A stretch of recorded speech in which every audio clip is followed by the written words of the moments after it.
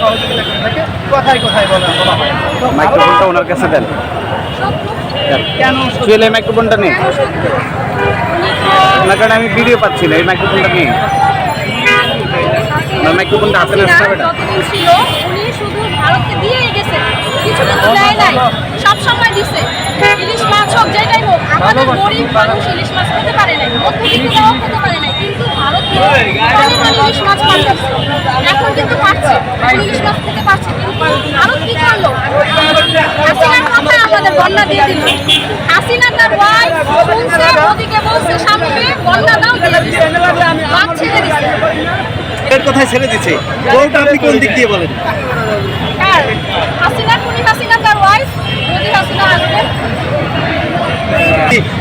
Clearly ভাবে বলতেন। এটা কোভিড থেকে আসছে, কারণ সে সবসময় ভারতের প্রতি তার একটা অন্যরকম ভালোবাসা ছিল। অন্য কোনো দেশের থেকে সে কোনো কিছু নিত না, ভারতের থেকে সব কিছু নিত আর ভারতকে দিত। বন্যাটা সে সবসময় বাদ করে নিয়ে দিত, কিন্তু সে এটার প্রতিবাদ কখনোই করে না। তিস্তার প্রকল্পটাও যেটা ছিল সে কখনোই প্রতিবাদ করে না। এটা আপনারা কি চান তারা দুজনেই দেশে আসুক? দুইজন চাই না, আমি শুধু খুনি হাসিনাকে চাই। আপু তাহলে কি স্বামী আসবে না? স্বামীর দরকার নাই, ওয়াইফ হলে হবে। আমরা চাই এইখানে তারে আমরা বিচার করব। ষড়যন্ত্রের মূল হোতা নাকি স্বামী, সেক্ষেত্রে আপনি কি বলবেন? আমাদের খুনি হাসিনার মাথায় যে বুদ্ধি, সেই বুদ্ধি আমাদের এতজনের মধ্যেও নাই। আপু ভারতের সাথে আমাদের যে বাণিজ্যিক চুক্তিটা, ভারতের সাথে আমাদের এই সম্পর্কের টানাপোড়েনে বাণিজ্যিক চুক্তিগুলো নষ্ট হচ্ছে, সেক্ষেত্রে কি আমাদের দেশ ক্ষতিগ্রস্ত হওয়ার সম্ভাবনা আছে? না, আমাদের অন্যান্য আরো দেশ আছে, যেমন পাকিস্তান আছে, ভুটান আছে, আর অনেক দেশে থেকে আমরা অনেক কিছু নিতে পারি। চীন আছে, ভারতের তো আর না। সেক্ষেত্রে আমাদের আমদানি খরচটা বেড়ে যাবে না? ভারতের সাথে আমাদের যোগাযোগ ব্যবস্থা খুব স্বল্প দূরত্বের। চীনটাও তো আছে, বেশি আশা হবে, আশা করা যায়, নিরাশা হবে না। এই বাংলাদেশকে, তারুণ্য নির্ভর বাংলাদেশকে আপনি কোথায় দেখতে চান? ভালো, আমি তো আগেই দেখতে চাচ্ছি, কারণ যেহেতু খুনি হাসিনার জন্য এতদিন ছাত্ররা কিছুই করতে পারে না, এখন তারা অনেক কিছু করবে।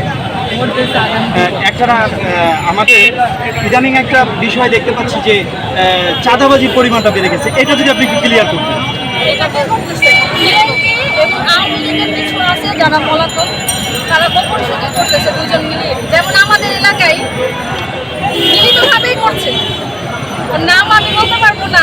জি জি, ছাত্র সমাজ কিভাবে রুখে দিতে পারে এই চাঁদাবাজি এবং যারা অরাজকতা করতেছে তারা কিভাবে রুখে দিতে পারে? ছাত্র সমাজ অবশ্যই পারবে, যেমন সেনাবাহিনীর সাহায্য নিয়ে, সমন্বয়কদের সাহায্য নিয়ে তাদের সাথে কথা বলা, যে চাঁদাবাজি করাটা তো ঠিক না।